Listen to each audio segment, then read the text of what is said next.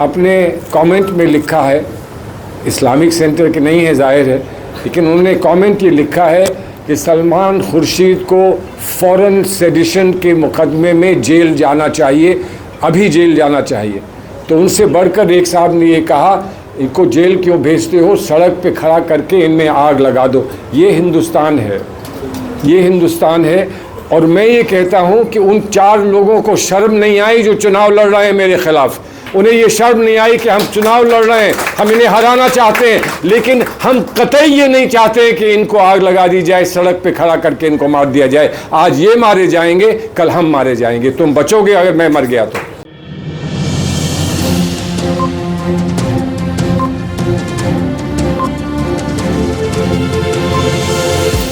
झूठ से दूर, खबरों से भरपूर। मैं इनका हूँ, ये मेरे नहीं हैं। ये आए थे मुझसे कहने के लिए, ये पैनल के बहुत पहुँचे हुए सभी हमारे साथी, ये आए थे मुझसे ये कहने के लिए कि इस वक्त एक ख़तरा है, एक ख़तरा मंडरा रहा है इस्लामिक सेंटर पर। आप आ जाइए, कुछ वक्त दे दीजिए, हम आपके साथ रहेंगे, आप आ जाइए और प्रेसिडेंटशिप का इलेक्शन लड़ लें। तो जब किसी ने मुझसे ये पूछा कि आपने अपने पैनल को किस तरह से चुना, तो मैंने उनको बहुत साफ़गोई से जवाब दिया था कि मैंने नहीं चुना है, इन्होंने मुझे चुना है। और ये शुरुआत है एक बड़े चुनाव की। पहले ये चुनेंगे, फिर और चुनेंगे, और जब और चुन लेंगे तो फिर मैं उनमें से चुनूँगा। आपने अभी सदर साहब जो ये कहा कि जीतते तो सिर्फ 13 लोग हैं, 5-10 लोग जीतते हैं, लेकिन इस्लामिक सेंटर को बहुत सारे लोगों को इन्वॉल्व करना है। अगर 2000-4000 लोग आ जाएं, जो मुमकिन नहीं होता है, उसमें से 10%, 15%, 20% अगर दिलचस्पी ले लें और वक्त दे दें तो इस्लामिक सेंटर यकीनन बका की तरफ बढ़ जाएगा। ऐसा मेरा मानना है। तो हमको बैठना पड़ेगा, हम सबको आपस में हम सबको बैठना पड़ेगा और ये तय करना पड़ेगा कि इस्लामिक सेंटर की बका के लिए और इस्लामिक सेंटर के काम के लिए क्या एम्पावर्ड कमिटीज़ बननी पड़ेंगी। कमिटी सिर्फ नाम लिखने के लिए नहीं, बट एम्पावर्ड कमिटीज़ हों, और सबसे अहम कमिटी उसमें एम्पावर्ड कमिटी मेंबरशिप की कमिटी होगी, ताकि मेंबरशिप कैसी हो, कब हो और कितनी हो, वो एम्पावर्ड कमिटी तय करेगी, प्रेसिडेंट नहीं तय करेगा, वो बीओटी नहीं तय करेगी। हाँ, हमसे मशवरा करेंगे, सब हमसे मशवरा करेंगे, हम उनके साथ बैठेंगे, लेकिन फैसला उनका होगा। हॉस्पिटैलिटी कमिटी एक एम्पावर्ड कमिटी होगी, फाइनेंस कमेटी एक एम्पावर्ड कमेटी होगी। जहाँ जहाँ जिस काम की ज़रूरत है उसके लिए एक एम्पावर्ड कमेटी बनेगी। एक कमेटी में 7 लोग, 8 लोग, 10 लोग होंगे। अगर 10 लोग होंगे, 4 कमेटीज़ हुई, तो जाहिर है 40 लोग इन्वॉल्व हो जाएंगे। सिर्फ हम लोग नहीं इन्वॉल्व होंगे, 40 लोग इन्वॉल्व होंगे। और हर वो इंसान जो इन्वॉल्व होगा, उसके साथ 8-10 लोग, उनके अहबाब, दोस्त, उनके साथी, उनके घर के लोग, वो सब इन्वॉल्व हो जाएंगे। और देखते देखते सैकड़ों लोग इन्वॉल्व हो जाएंगे इस्लामिक सेंटर की बेहतरी के लिए और उसको आगे बढ़ाने के लिए। और मैं ये चाहता हूँ कि यही जमहूरी निज़ाम इस्लामिक सेंटर में बका की तरफ इस्लामिक सेंटर को ले जाए। वो तभी मुमकिन होगा जब जमहूरी निज़ाम बन जाएगा। जमहूरी निज़ाम की कमी है और इसी वजह से इस्लामिक सेंटर का वो हाल है जो आज हाल है। रही बात ये इसकी के जो चुनाव लड़ रहे हैं वो क्या कह रहे हैं। मेरा दिल हो रहा था, देखिए 2 तरीके की स्पीचेस हो सकती हैं इसलिए इलेक्शन के वक्त। एक स्पीच वो होती है जिससे कि दम भर दिया जाए लोगों को, कि मंसूबे मजबूत कर दिए जाए, लोगों को जोश दिला दिया जाए, कहिए कि अब तैयार हो जाइए, अब चलना है, अब वोट डालना है। उसका भी एक मकाम होता है, उसकी भी ज़रूरत होती है। लेकिन इस ख़ास इलेक्शन में ये फ़ैसला करके, इन सब लोगों की इल्तिजा पर ये फ़ैसला करके कि इलेक्शन लड़ना है, मुझे एक बहुत बड़ा एहसास हुआ कि इस्लामिक सेंटर को बचाना सिर्फ़ इस्लामिक सेंटर तक ही महदूद नहीं है, बल्कि इस्लामिक सेंटर में जो हम कर सकते हैं वो कल हिंदुस्तान भर में करना है। आज अगर ये सवाल उठता है किस बात का, यहाँ इशरत यहाँ खड़ी हैं, इन पे जो इल्ज़ाम लगे थे और जिसकी वजह से इनको जेल जाना पड़ा और हम लोगों को उस बात की शिकायत और उस बात की तकलीफ़, तो वही एक साहब ने कल शाम अपने कमेंट में लिखा है, इस्लामिक सेंटर के नहीं है ज़ाहिर है, लेकिन उन्होंने कमेंट ये लिखा है कि सलमान खुर्शीद को फ़ौरन सेडिशन के मुकदमे में जेल जाना चाहिए, अभी जेल जाना चाहिए। तो उनसे बढ़कर एक साहब ने ये कहा, इनको जेल क्यों भेजते हो, सड़क पे खड़ा करके इनमें आग लगा दो। ये हिंदुस्तान है, ये हिंदुस्तान है। और मैं ये कहता हूँ कि उन 4 लोगों को शर्म नहीं आई जो चुनाव लड़ रहे हैं मेरे ख़िलाफ़। उन्हें ये शर्म नहीं आई कि हम चुनाव लड़ रहे हैं, हम इन्हें हराना चाहते हैं, लेकिन हम कतई ये नहीं चाहते कि इनको आग लगा दी जाए, सड़क पे खड़ा करके इनको मार दिया जाए। आज ये मारे जाएंगे, कल हम मारे जाएंगे। तुम बचोगे अगर मैं मर गया तो? तुम क्या बचोगे? तुम्हें शर्म नहीं आई? सवाल तुम क्या पूछ रहे हो? सवाल ये पूछ रहे हो कि 3 साल के बाद क्या होगा। अरे मैं ये कहता हूँ कि 3 साल के बाद क्या होगा।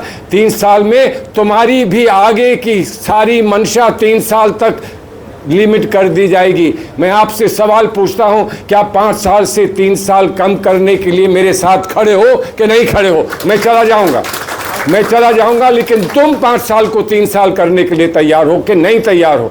तुम इस बात के लिए तैयार हो कि नहीं तैयार हो जो मैंने कहा कि हमें फ़ख्र इस बात का है कि 3 ब्यूटीज़ हमारे साथ हैं, लेकिन फ़ख्र इस बात का है कि ये लोग आज चुनाव लड़ रही हैं और मुझे पूरी उम्मीद है कि ये चुनाव जीत कर आएंगी। लेकिन मैं आपसे एक बात ये कहता हूँ कि कल को अगर जैसे तुम्हारे पैनल्स में 1-1, 2-2 औरतें हैं, अगर कल का वक्त आने वाला वक्त आज से 3 साल बाद अगर मैं खड़े होकर ये कहता हूँ कि हमारी उम्मीद यह है कि एक खातून को हम प्रेसिडेंट बना पाएंगे, हमारे बाद एक खातून प्रेसिडेंट बनेंगी, क्या तुम उसके लिए तैयार हो?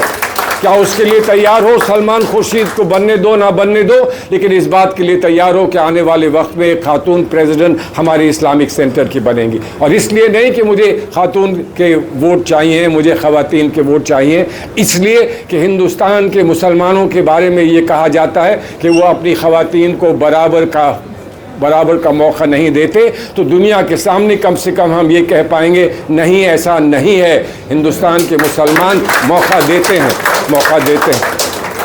इसलिए मैं पूछता हूँ इन 4 लोगों से, अब 2 दिन बचे हैं, जवाब दे दें इस बात का कि क्या तुम इस बात के लिए तैयार हो कि आने वाला वक्त आज से 3 साल बाद एक खातून प्रेसिडेंट हमारे इस्लामिक सेंटर की बनेंगे? बताओ, इसका जवाब देने को तैयार हो कि नहीं?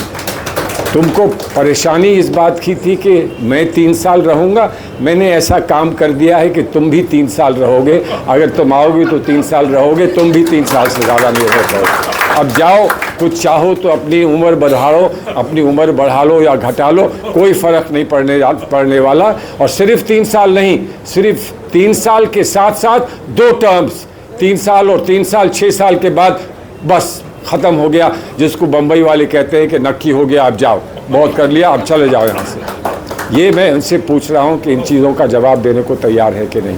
इस बात का वो जवाब देने को तैयार है कि नहीं कि क्या नुमाइंदगी इस्लामिक सेंटर आने वाले वक्त में नुमाइंदगी इस बात की करेगा कि सारे मदारिस, चाहे वो आसाम में हो, चाहे वो उत्तर प्रदेश में हो, मध्य प्रदेश में हो, सारे मदारिस बंद कर दिए जाएंगे। अब सिर्फ स्कूलों में तालीम होगी, सारे मदारिस बंद कर दिए जाएंगे। क्या तुम इसकी हिमायत करते हो?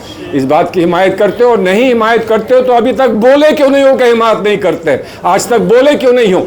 ये डर है इस बात का कि कल से बिजनेस कैसे करेंगे हम? क्या हम पर हमारी बिजनेस पे रोक लगा दी जाएगी? इस बात का तुम्हें डर है? दूसरी बात मैं आपसे पूछता हूँ, यूसीसी में की हिमायत करते हो कि नहीं करते हो? और यहाँ हमारी ख़वातीन बैठी हैं, इल्ज़ाम ये लगाया जाता है कि यूसीसी की मुखालफत इसलिए करते हैं कि ये ख़वातीन को इनका हक़ नहीं देना चाहते हैं। इसमें भी यही कहा है वक्फ बोर्ड को बदलने की जो कोशिश की गई है, तो ये कहा कि उसमें हम ख़वातीन डालना चाहते हैं। तुम उसमें ख़वातीन को डालना चाहते हो, तुम नहीं समझते हो कि हमारे पैगंबर ने शादी किससे की थी? उससे शादी की थी जिसके यहाँ वो नौकरी किया करते थे, जिसके लिए वो काम किया करते थे, वो हमने किया। अगर तुम्हारे इतिहास में ऐसा कुछ हुआ है तो तुम भी बताओ, हम भी बड़े फ़ख्र से कहेंगे कि तुमने भी ऐसा कहा। एक बात मैं कह दूं, इस्लामिक सेंटर है, मुस्लिम सेंटर नहीं है। और जितने हमारे यहाँ दोस्त यहाँ आज आए हैं जो हमारे बिरादरान वतन हैं, जो मुसलमान नहीं हैं लेकिन हमारे साथ हैं, हम ये मानते हैं कि इस्लामिक सेंटर अगर कामयाब होना है तो वो कामयाब तब होगा जब हमारे सिख और हिंदू भाई हमारे साथ खड़े होकर कहेंगे कि ये हिंदुस्तान है, ये हिंदुस्तान है। वो हिंदुस्तान नहीं है जिस हिंदुस्तान में सिर्फ मुंह खोलने पर कहा जाता है कि इसको जला दो, इसको सड़क पर जला दो। वो हिंदुस्तान नहीं है। ये वो लोग हैं जिन्होंने जलाए हैं लोग, और ये वो लोग हैं जो जलाना चाहते हैं। लेकिन हम वो हैं कि जल के भी, इस राख बनकर भी इस मुल्क के पाबंद रहेंगे और इस मुल्क को आगे बढ़ाएंगे। इन सब बातों पर जो कैंडिडेट्स आज खड़े हुए हैं हमको जवाब दे दें। मैं उन्हें 24 घंटे का वक्त दे रहा हूं। कल आखिरी दिन है इलेक्शन का, कल इलेक्शन का आखिरी दिन है। 10 को तो हम लोग सब तैयारी में रहेंगे। मैं 24 घंटे की चुनौती उनको दे रहा हूं कि मैं आपको 10 सवाल भेज रहा हूं, उन 10 सवालों के जवाब दे दो। और तुमने जो सवाल पूछे हैं उसके मैं जवाब दे रहा हूं। मैंने कहा ना, तुमने कहा कि 3 साल, 2.5 साल, 4 साल, कितने साल, हिसाब तुम्हारा ख़राब होगा। लेकिन अब सिर्फ 3 साल तक ही गिनना होगा। अपने लिए भी 3 साल गिनना, मेरे लिए भी 3 साल गिनना। मैं चला जाऊंगा, मुझे रुकने की ज़रूरत नहीं। तुमने एक बात और कही है, और ये कहा कि अगर सलमान खुर्शीद चुनाव हार जाते हैं तो जाकिर साहब की लेगेसी का क्या होगा। अगर जाकिर साहब की लेगेसी आपके लिए इतनी इम्पोर्टेंट है और आप उसको इतनी अहमियत देते हैं तो फिर आपको चुनाव से खुद हट जाना चाहिए। जाकिर साहब को बचा लो, सलमान खुर्शीद को मत जिताओ, लेकिन जाकिर साहब की लेगेसी को बचा लो। जाकिर साहब की लेगेसी, अब ये मत कह देना कि जाकिर साहब ने ज़िंदगी में हिंदुस्तान के लिए, हिंदुस्तान के मुसलमानों के लिए क्या किया। मुझे याद आ रहा है, जाकिर साहब ने 2 बातें कही थी, आज मुझे याद आ रही। वो इलेक्शन लड़ रहे थे या उनको लड़ाया जा रहा था। हमारे ख़ानदान में शायद यही रिवायत चली आ रही है कि इलेक्शन लड़ाया जाता है, लड़ते नहीं हैं। उनको लड़ाया जा रहा था राष्ट्रपति का इलेक्शन, और उन्होंने वायदा किया था मिशिगन यूनिवर्सिटी से कि वो वहाँ जाकर उनको तकरीर करनी है। तो जब वो मिशिगन यूनिवर्सिटी गए तो वहाँ जो वाइस चांसलर होते हैं उनको प्रेसिडेंट कहते हैं। तो उन्होंने ये कहा, जाकिर साहब को ये कहा, उनका इस्तकबाल करते हुए ये कहा कि हम सुनते हैं कि आप अपने मुल्क में प्रेसिडेंट के लिए रन कर रहे हैं, और तब भी आपने इतना बड़ा दिल दिखाया कि आप यहाँ आ गए।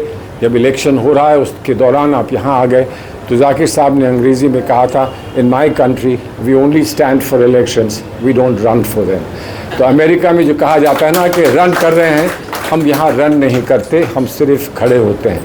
और उसी इलेक्शन में किसी ने उन पर एक इल्ज़ाम लगाया था, ये इल्ज़ाम लगाया था कि जब कोर्ट में एक दोस्त की हिमायत में उन्हें कुछ कहना था और शहादत देनी थी और विटनेस उनको बनना था, तो उन्होंने उसकी शहादत में उसकी तारीफ़ की थी कोर्ट में। तो किसी ने ये कहा कि शहादत देते हुए जाकिर साहब ये भूल गए कि वो शख्स ऐसा नहीं था जिसके लिए वो एविडेंस देनी चाहिए थी। कल मुमकिन है कि कोई ये कहे कि सलमान खुर्शीद ये भूल गए कि इशरत जहाँ के लिए उनको खड़े होकर कोर्ट में बहस नहीं करनी थी। ऐसी ही बात ऐसे किसी कम ज़र्फ आदमी ने कहा था। तो प्रेस वालों ने उनसे पूछा, प्रेस वालों से हमारा भी ताल्लुक़ रहता है, पूछते हैं सवाल बहुत। तो उनसे प्रेस वालों ने पूछा, जाकिर साहब किसी ने ऐसी बात आपके बारे में कही है, आपको क्या जवाब देना है। तो उन्होंने ये कहा, अल्लाह का शुक्र है कि उनको मुझ में सिर्फ यही ऐब दिखा। तो अगर हमारे साथी जो चुनाव लड़ रहे हैं, दूसरी तरफ से चुनाव लड़ रहे हैं, वो ये समझते हैं कि मेरी उम्र का ऐब है, तो मैं उनको भी यही कहना चाहता हूँ कि खुदा का शुक्र है कि आपको मुझ में यही ऐब दिखा। लेकिन ऐसा मत कहना कि सलमान खुर्शीद ने मुसलमानों के लिए क्या किया है। इसलिए नहीं कि सलमान खुर्शीद ने किया है और दिखाना चाहता है कि मैंने कुछ किया है, और मैं ये वाजे करना चाहता हूँ कि मैंने कुछ किया है, क्योंकि हमको इस्लाम ने ये सिखाया है कि आप कुछ करो और करके चाहे छुपा लो या चुप हो जाओ, लेकिन उसको जाके उसकी शोहरत मत करना। लेकिन मैं इस वजह से ये बात नहीं कह रहा हूँ, मैं इस वजह से ये बात कह रहा हूँ कि जब तुम ऐसी बातें कहोगे तो आने वाली पुश्तें, आने वाली जो जनरेशन्स हैं वो फिर मुसलमानों के लिए कुछ करना नहीं चाहेंगी। वो कहेंगी कि करने के बाद भी अगर ये कहा जाता है कि कुछ नहीं किया है तो चलो हम क्यों करें, हम कुछ और कर लें, और हम उनके नक्शे कदम पे चलें। जो आज 4 लोग इलेक्शन लड़ रहे हैं, हम उन्हीं के नक्शे कदम पे चलें कि करो तो अपने लिए करो, किसी और के लिए ना करो। और सबसे बड़ी बात मैं आपको बताऊं, कई ऐसे लोग चुनाव लड़ रहे हैं जिन्होंने कहा कि सलमान खुर्शीद वाइस प्रेसिडेंट क्यों नहीं बन जाते, सलमान खुर्शीद माफ़ करें, वो चाहते हैं कि मैं आपकी जगह ले लूँ। और फिर ये कहा जगह अच्छी है, ऐसा नहीं है, लेकिन मेरे लिए इस उम्र पर मेरे लिए वाइस प्रेसिडेंट बनना लगता है कि कुछ अजीब सी बात है। आपकी उम्र पर वाइस प्रेसिडेंट बने तो अच्छी बात है। लेकिन कुछ ने कहा कि वाइस प्रेसिडेंट क्यों नहीं बन जाते हैं, कुछ ने कहा कि डायरेक्टर जनरल क्यों नहीं बन जाते हैं। मैंने कहा मैं बताऊं क्यों नहीं बन जाता हूं।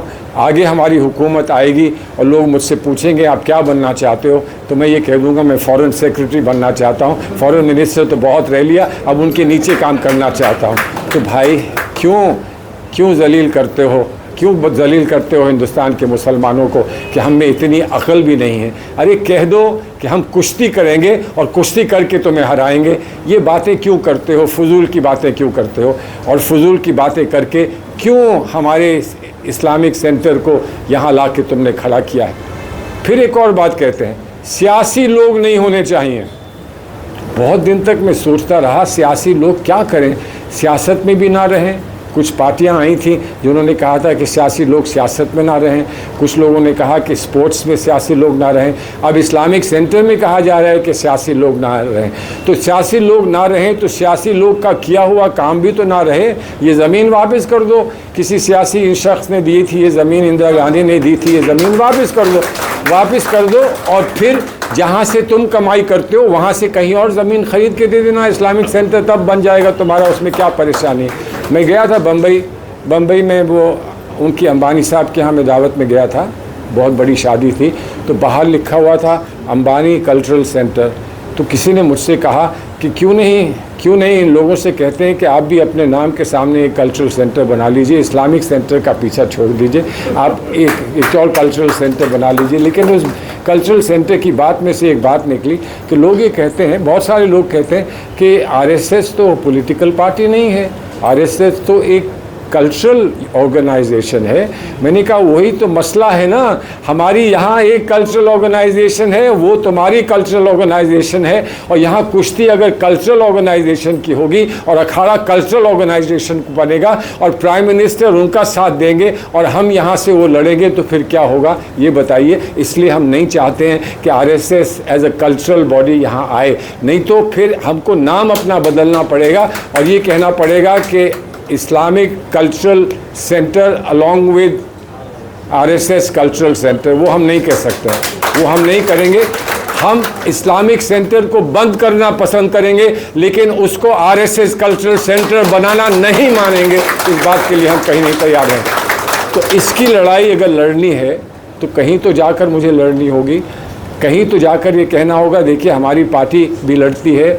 लेकिन पार्टी से मैंने एक बात वाजे की है और आपके सामने मैं इस बात को वाजे कर देता हूं कि पार्टी कितनी भी मदद कर सकती है, हम चाहेंगे कि वो मदद करें।